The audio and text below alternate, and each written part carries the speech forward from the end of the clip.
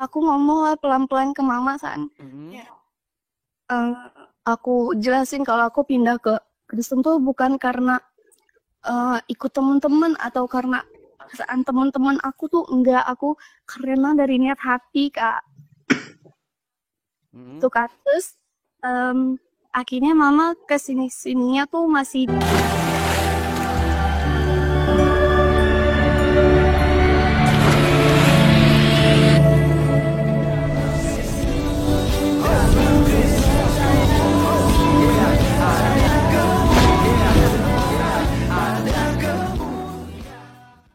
Bismillahirrahmanirrahim. Kudus ilahu wahid.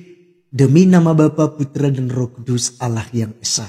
Pada kesempatan kali ini teman-teman sekalian, kita kembali untuk membahas tentang firman Tuhan dan tentang orang-orang yang terus mendengarkan Injil dari pemberitaan para apologet dan mereka menjadi percaya kepada Tuhan Yesus Kristus, dan ini hal yang sangat luar biasa sekali. Teman-teman, kita tahu bahwa jalan menuju surga itu tidak ada nabi, tidak ada rasul atau imam atau manusia manapun atau nama sekalipun yang ada di bawah kolong langit ini yang dapat menyelamatkan kita. Hanya nama Yesus Kristus yang bisa menyelamatkan kita. Karena Dia adalah Allah yang penuh kasih, Allah yang mengasihi ciptaannya, sehingga Dia datang ke dunia untuk menebus kita dari hukuman dosa. Teman-teman sekalian, Allah kita, Allah yang peduli, Allah yang tidak menginginkan kebinasaan dari ciptaannya yang mulia, yaitu manusia. Itu sebabnya Dia mengutus anaknya yang tunggal. Yohanes 3:16, karena begitu besar kasih Allah akan dunia ini, sehingga Ia telah mengaruniakan anaknya yang tunggal, supaya setiap orang yang percaya kepadanya tidak binasa, melainkan beroleh hidup yang kekal. Ya. Nah teman-teman sekalian, dalam video kali ini saya tampilkan kepada kita satu jiwa yang mengaku Yesus di roomnya Edis TV. Seperti apa videonya? Mari kita simak berikut. Perintah di dalam hidup kita. Nah, kalau Yesus memerintah dalam hidup kita, artinya kita melakukan kehendak Dia. Kehendak Dia itu apa? Supaya kita itu hidup mengasihi sesama kita, seperti itu. Oke, terus buat jadi sedih deh. Buat aku awalnya tuh kan izin ya sama mama buat aku pindah ke Kristen, terus mama tuh sempet ngomong gini ke aku, kakek, yaudah lu, aku disuruh keluar dari rumah, gak boleh tinggal di rumah.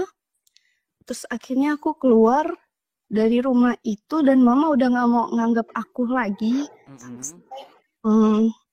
Mama gak ngabarin aku, terus gak cariin aku kemana-mana. Tapi makin kesini tuh aku ngomong lah pelan-pelan ke mama San. Aku jelasin kalau aku pindah ke Kristen tuh bukan karena ikut teman-teman atau karena paksaan teman-teman aku tuh enggak, aku karena dari niat hati Kak. Tuh Kak, terus akhirnya mama kesini-sininya tuh masih kayak izinin aku, dan sekarang tuh boleh pindah ke Kristen, puji Tuhannya kayak gitu. Wow, teman-teman sekalian, itu pengalaman dari seorang ya remaja ya, saya katakan ini masih remaja karena masih SMA kawan-kawan sekalian ya. Jadi dalam masa remaja saja itu sudah sadar bahwa pengajaran dalam kekristenan itu lebih masuk akal, ya kan? Ini suatu bukti bagi kita teman-teman sekalian, bahwa memang ya Yesus Kristus ini adalah Tuhan dan juru selamat. Ya. Jadi Natalian ini sekalipun ditolak, diusir, ya kan, dibenci oleh keluarga, tapi dia tetap berkomitmen bahwa dari hatinya sesuai panggilannya. Karena dalam Yohanes, Injil Yohanes mengatakan bukan kamu yang memilih aku ya, tetapi akulah yang memilih kamu. Jadi Yesus Kristus telah memilih dia untuk menjadi percaya, untuk mendapat bagian di dalam kerajaan surga kelak. Nah jadi teman-teman sekalian, luar biasa keputusan yang sangat bagus yang diambilnya. Sehingga saat ini dia menjadi seorang Kristen.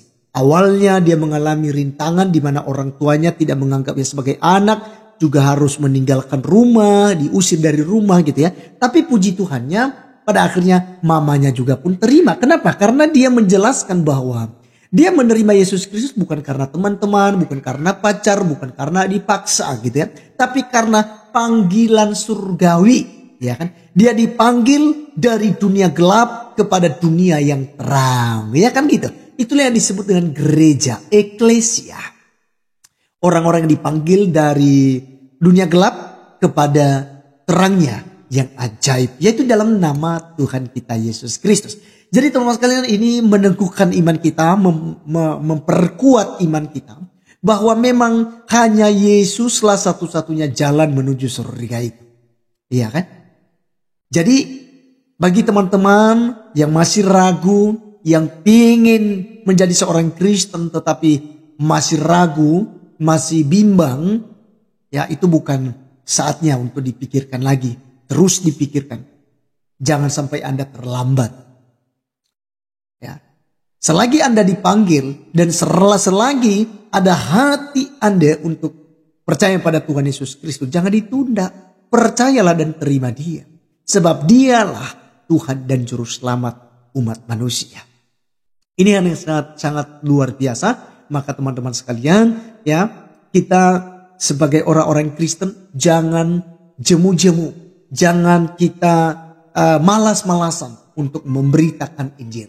Entah itu di akun media sosial apapun yang Anda punya, itu sampaikan firman Tuhan, sampaikan kesaksian-kesaksian, sampaikan bahwa hanya melalui Yesus Kristus kita bisa masuk di dalam kerajaan surga.